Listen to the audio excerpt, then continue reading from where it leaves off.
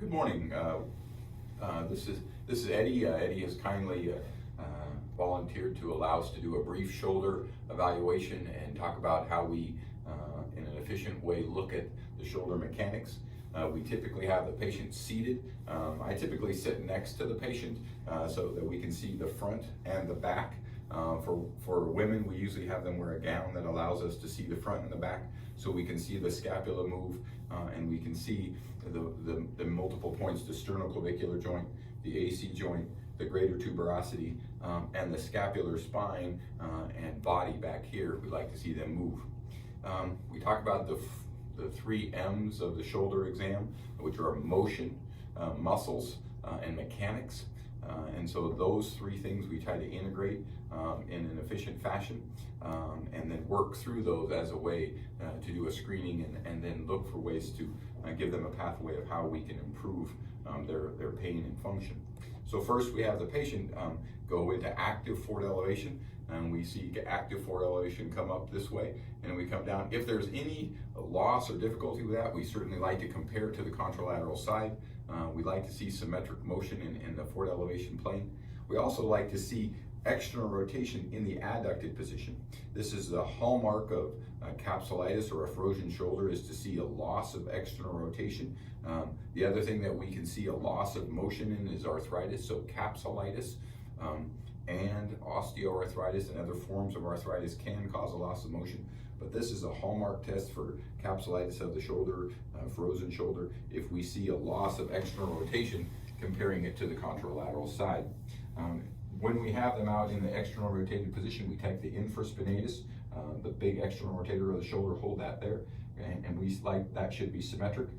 We have them come up into this position here, and this is testing the supraspinatus here, a majority of the supraspinatus there. That's called a modified Job's test. If we pair that with a Hawkins impingement and then a Neers impingement by stabilizing the scapula there, and an external rotation, if we have weakness is a much better test for rotator cuff disease than pain. Weakness here in conjunction with impingement signs here, here, and here, and a Neers test again, that is highly correlated, over 90%, with a high-grade rotator cuff tear. And so you don't need imaging for that, and that's a way to screen for the rotator cuff very simply.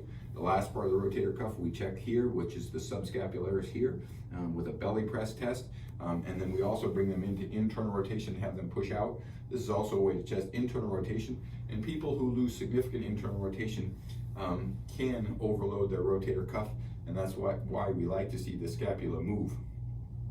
We then palpate closely the AC joint, the greater tuberosity, the sternoclavicular joint. Certainly AC joint tenderness there is mostly manifest by pain up here.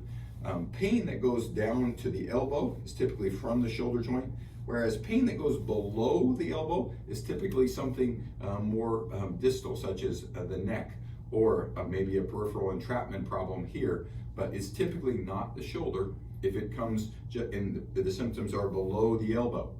And so we screen based on our exam. If we see loss of motion, we see loss of external rotation or forward elevation, we have the patient lay down, and then in a simple test, we have them stretch into forward elevation 1 minute, twice a day for a month.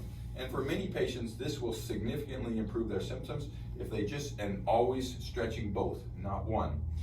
And then for the next, if their rotator cuff is weak, then we would engage them in 4 weeks of physical therapy aimed at improving the scapular mechanics. In 4 weeks, we should see them really turn the corner. If not, then we would consider imaging, and so that would be a very reasonable thing. We usually get a Grashy AP and an axillary lateral as our screening evaluations, and those are helpful screening tests. MRI is not a good screening test, and we usually don't do MRI unless we've exhausted many other things. That will be our basic shoulder exam and an algorithm to try to move forward.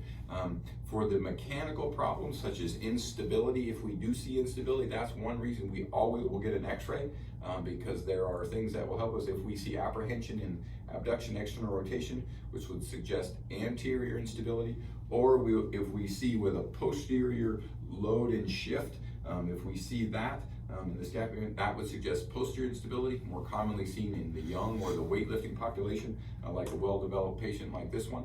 And so this will be something that we would use those as screening devices for instability.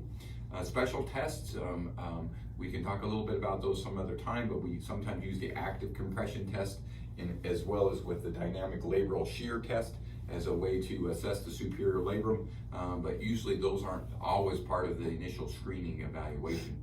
I hope this gives you some things to kind of use in your exam of your patients, and then there aren't really any bad questions, and we always welcome a question if you have that, but use this as maybe a tool to kind of work into your practice in an efficient fashion, and we hope that helps.